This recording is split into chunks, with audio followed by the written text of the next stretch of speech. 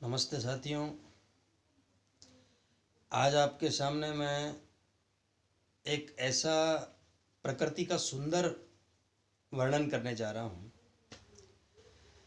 हमारे आसपास प्रकृति के बहुत से अंग हैं, प्रत्यक्ष और अप्रत्यक्ष। प्रत्यक्ष जो रूप हैं, जैसे पेड़ हैं, पहाड़ हैं, नदियाँ हैं, नदियों का बहता हुआ जो जल स्रोत है,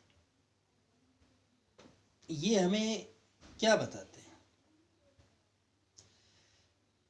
प्रकृति हमें कहती है कि जितना आप देंगे उससे कई 100 गुना मैं आपको बदले में दूंगी।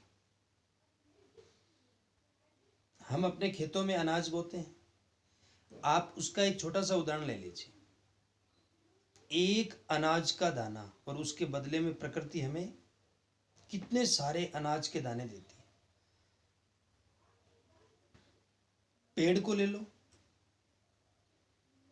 पेड़ किसने लगाया, किसने पानी डाला, किसने प्रोटेक्शन दिया? पेड़ कभी हमसे शिकायत नहीं करता है।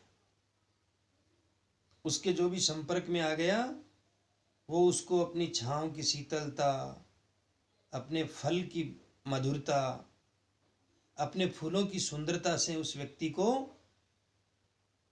प्रसन्न कर देता है। पानी को ले लो, कभी शिकायत नहीं करता है वो। उसको कहाँ काम में लेना है, काम में लग जाता है। हमें रसोई में काम में लेना है, हमें बाथरूम में काम में लेना है, पेड़ पौधों में देने के लिए काम में लेना है, नाली साफ करने के लिए काम में लेना है, मंदिर में चढ़ाना है। कभी नहीं पूछता, ना कभी प्रसन्न होता है और ना कभी शिकायत करता है। बस अनवरत रूप से अपना कर्म किए चला जाता है। यही प्रकृति मनुष्य को संदेश देती है कि जिस प्रकार से तुम भी एक प्रकृति के ही अंग हो, ये भूलो मत। परंतु मनुष्य इतना ढीठ, इतना घमंडी और इतना अज्ञानी हो जाता है जो अपने आप को ज्ञानवान, विद्वान समझने का दावा करता है।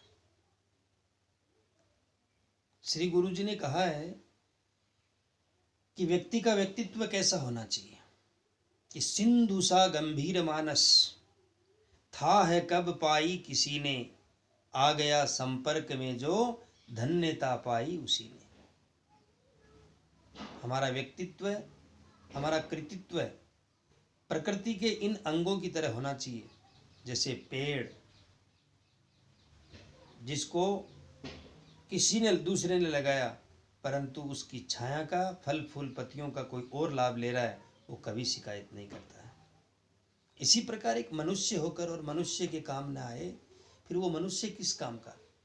कहते हैं ना, वह जीवन भी क्या जीवन है जो काम देश के आन सका, वह चंदन भी क्या चंदन है जो अपना वन में का न सका।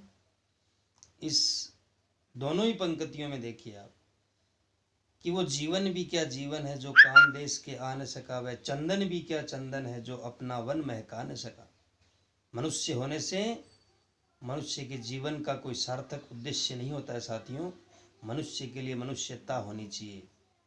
जब तक वो तत्व हमारे अंदर नहीं होगा, हम काहे के मनुष्य। इसलिए हमें प्रकृति के इन अंगों से ये समझना है और उसी के अनुरूप हमें व्यवहार करना है। फिर देखिए आप अपने जीवन का जो, जिसको हम उद्देश्य मानकर चलते हैं, निश्चित रूप से वो पूरा होगा और उसमें प्रकृति भी हमारा पूरा सहयोग करेगी। जय हिंद, जय भारत।